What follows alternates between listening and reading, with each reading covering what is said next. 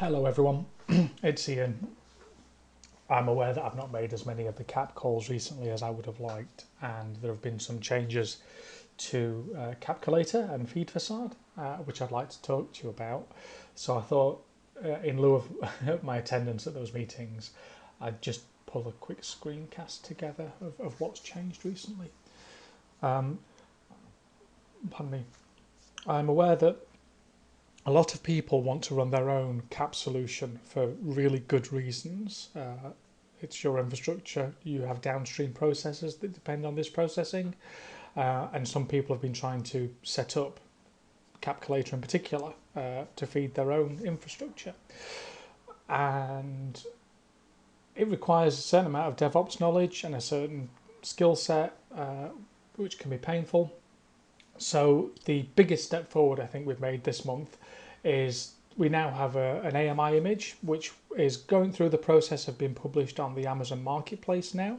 So as soon as that process is completed, you'll be able to click on that image and essentially start up your own copy of Capculator in your own infrastructure with your own security group settings, everything else, and need to have no knowledge of the operating system. It's still your box, you can still connect to it and do all the things you would have done to it, but you don't need to know anything about how to set this up. And so I'm going to show you that, and then having started up a new system, I'm going to show you some of the changes that have been made. So I'm launching it from my AMI's list rather than the marketplace. This part of the process will be slightly different for you, and as soon as that's completed and finalised, I'll pull together a quick screencast showing how that works. But for now, I click on the image and I click launch. The image is targeted at M5 large and above, so the image contains Postgres, RabbitMQ, Elasticsearch, and then the web applications and the infrastructure which harvest cap alerts and match them to subscriptions. So there's quite a lot there. An M5 large is 2 CPU, 8 gig of memory machine. That's sufficient for you to run a dev system or a test system. Really important note, this is for you to test this infrastructure. If you wanted to do alert harvesting in real time for a production system, Feed Facade and Capculator are designed to work in a clustered environment across multiple availability zones. I suggest you talk to Elliot about what a resilient and secure alert harvesting infrastructure should look like, because this is a developer and test setup not intended for production use in disaster alerting scenarios, obviously, where there are more serious concerns. So I click on M5 large. I'm going to accept the default instance details. Storage, it'll run in 8 gig, but I'm going to give it 16 because I can. No tags. And the final thing, security groups. It contains a web server, so I'm going to add HTTP. If you were setting this up for production again, you would probably use some kind of HTTPS termination and an elastic load balancer to front this machine.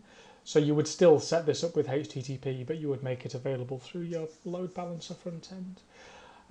You also might not make it publicly open. You might make it only available to your specific subnet. So there are lots of choices. When we get to Capculator, I'll point out the S3 publishing of subscription feeds. If you want to publish to S3, you'll have to do work with your security groups here to enable this image to be able to see your S3 file system as well. But you probably don't want that. That's something quite specific to the way Elliot works.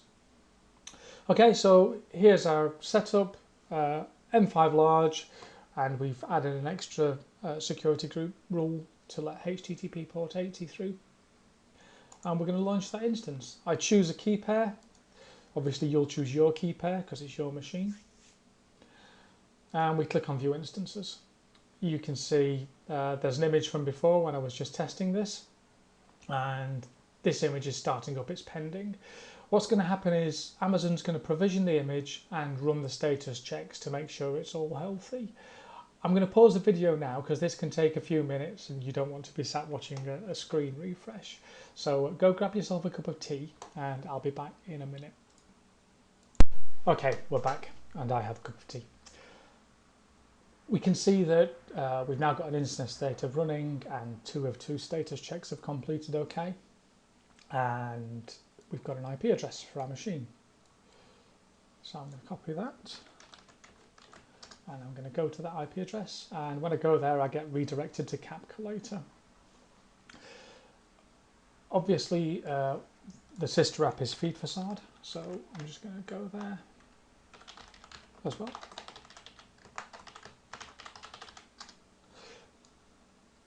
And get the name on. Okay. So that's it for the DevOps part. Basically, you no longer need to know anything about Tomcat or Linux or anything else. You can click the button and you've got a full system. Other things that you changed then. Previously, when you were setting these up, you had to edit the configuration files before you started. Obviously, that's not ideal in this scenario. So now you can go to /setup, and that gives you a one-time URL where you can set all the configuration parameters that you would have set in the config file previously.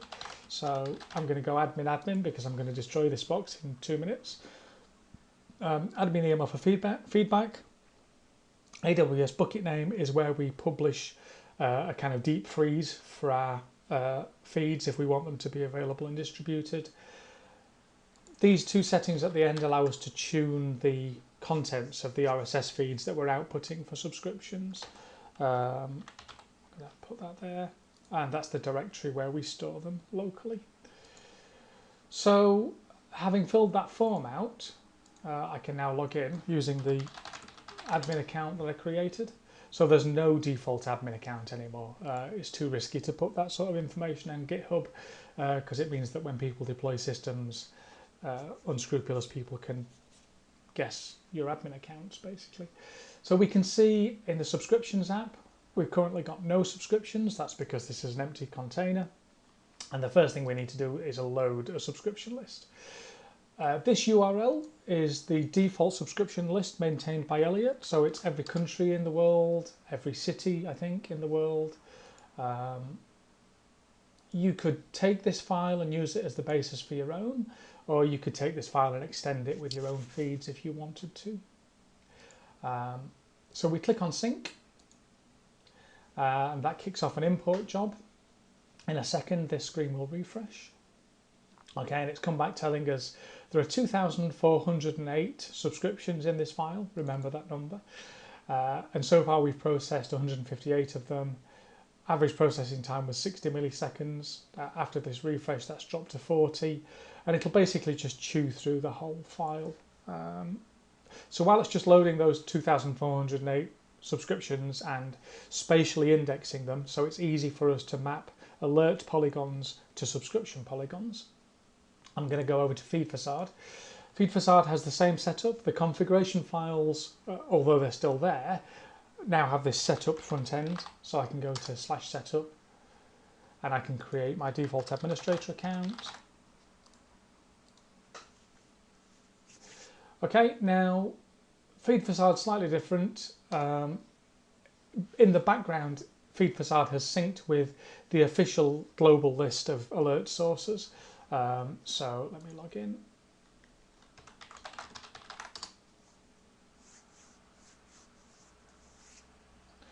So we've got 114 default feeds. I'll very quickly, whilst the subscriptions are finishing loading, so we're at 1,500. There have been some changes to the layout of this page in the latest release. Each feed now is based on a card rather than having one big table. We've optimized the layout a little bit here. You'll see that the latest error section has gone and been replaced by something better, which I'll demonstrate in a little while once I've turned all the feeds on. And then we've got the histogram down here, which shows the last 24 hours of harvesting. So that's as it was. Back over in our subscriptions, we've finished importing that file now. So if we go to the subscriptions URL, hold on a second, has it finished? Yeah. Okay. So we've got 2,408, that's the right number, that's good news. And if I go to a particular subscription, again, the layout of this page has changed a little bit. This is compressed, a little bit optimized. We've got a map which shows us the polygon of the subscription rather than the alerts, and we have this new webhooks section because I'm logged in. If you want to integrate with the RabbitMQ system to dynamically be notified about alerts, so you want reactive and push-based alerting, that can take a little bit of setup. It's probably the most optimal way to do this because you have guaranteed delivery of events. However, if you want to quickly test your Capculator, webhooks are a really great way of doing that. And there's a nice site, which is webhooks.site. And you can go to webhooks.site to get yourself a webhook endpoint. So I'm going to copy that URL and I'm going to go to the unfiltered feed, which is essentially everything. And I'm going to add that webhook. And what that means is whenever a subscription matches the unfiltered feed, or whichever subscription I decide I want to put it against, this webhook will be called and there'll be a HTTP post with the details of the alert which matched. So this is a really nice way of you, in a development environment, testing that your collator is up and running and getting reactive push-based notifications when we detect an emergency alert. Worth a try because I quite like this as a way of wiring together systems without having to do lots of coding and work. So we've got our subscriptions. Obviously we don't have any active feeds at the moment, so we're not getting any alerts in our system. So we go over to Feed Facade, and ordinarily at this point what I do is I go to the admin option and enable all the operating feeds, which would essentially switch on the fire hose and it would harvest all the alert feeds which are marked as operating, so all the things that we think are genuine live sources of alert information. On this size machine, an M4 large, that will take a few minutes to work through the backlog because for 114 feeds we are collecting, some of them have got 50 alerts in their backlog, so we're doing quite a lot of work at startup. But what I'm going to do to begin with is I'm just going to toggle on the Afghanistan alert feed, so you can see this has now come on. What's going to happen is we check the list of active alerts every so often. So if I refresh the screen and we're lucky, we can see that it's been checked. So this histogram will fill with the last 24 hours work eventually, but obviously we've just started it. So in the current hour, there have been 0 errors, there's been 1 success, and there have been 12 new entries.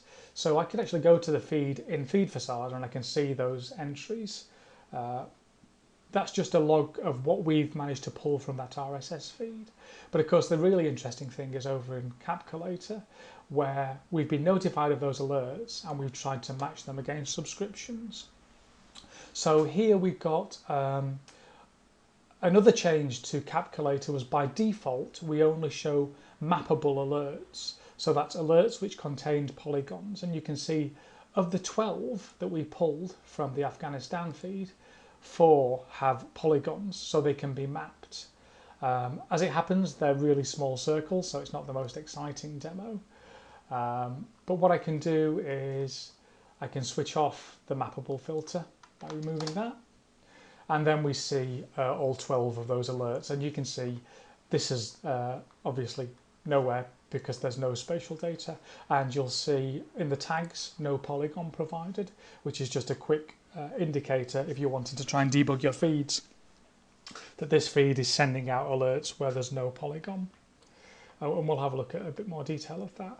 If I go to the webhook site, sometimes it doesn't refresh, so it needs to be kicked. So we refresh it and we see that we were notified in really good real time actually about these alerts. And if I click on Format JSON here, you can see that this is the information about the alert. This alert was one which I think didn't have a polygon, so we've got the no polygon provided thing there in the JSON. Let's try and pick one that does have a polygon. Yes, okay, so we can see that this one was a circle and it is mappable, and here's the information about the spatial data which matched. Other things to notice in Capculator, You might remember we had some problems with UTF-8 display on this screen. Those are all fixed, so that's really nice to see those coming through properly. So those are some of the changes to Capculator. The last thing then is back over in Feed Facade. If we go to Alert Sources, what I'm going to do is I'm going to switch on the fire hose now. So we're currently only collecting alerts from Afghanistan. I'm going to go admin enable all operating, and so what this will do is you'll now see everything's come to enabled yes, where the status was operating. They're not all operating, so you'll see not all are set to yes. In the background then, we are now starting to collect alerts from all those feeds. So if I go over to Capculator and go back to my unfiltered feed, you'll see we're already up to 27, and that number will just rise as we work through the backlog of all those feeds.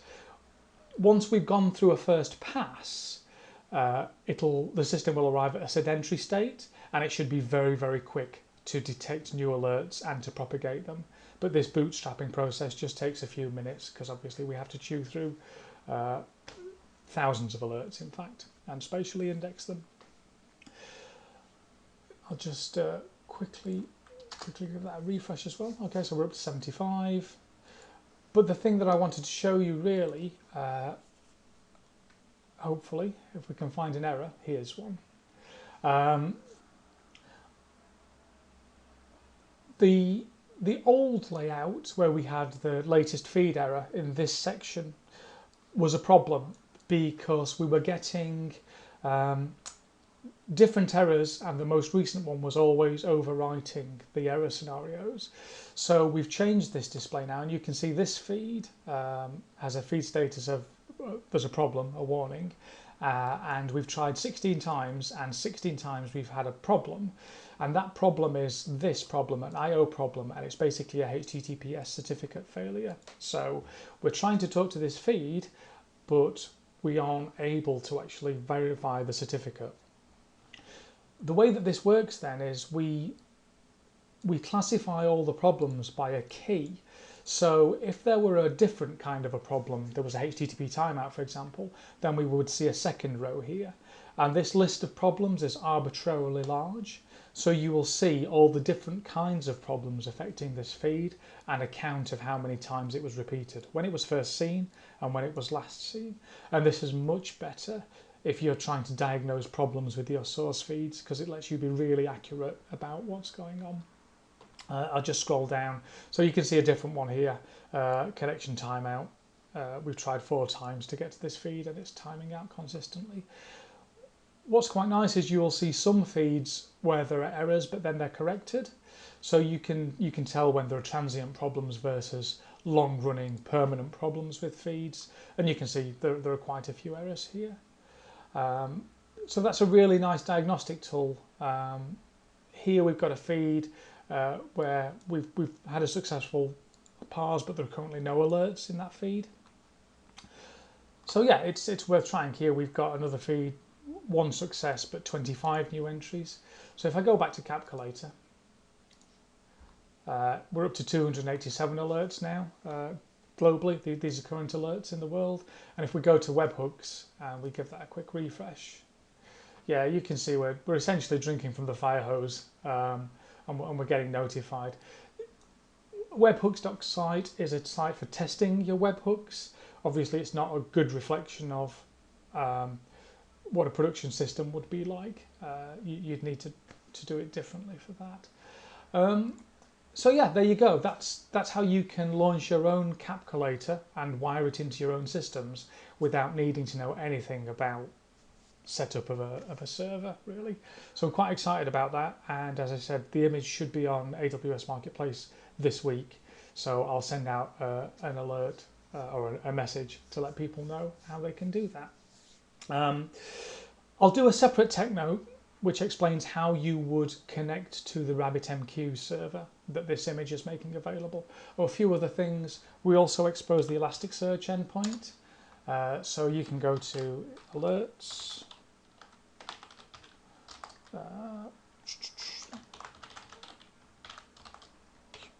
star. So I can search the indexed collection of alerts. There we go. So I'm up to 510 alerts now, and you can interact with the JSON of the alert if you want to. So that's quite nice. That's a different way of interacting with the service. Obviously, you can query this by last modified date. You should be able to go to the cat feed as well. If they're switched on, you would see those there. They're not at the moment. So yeah, this is quite a nice way of interacting with the service, and I really would like to hear feedback. Thanks a lot.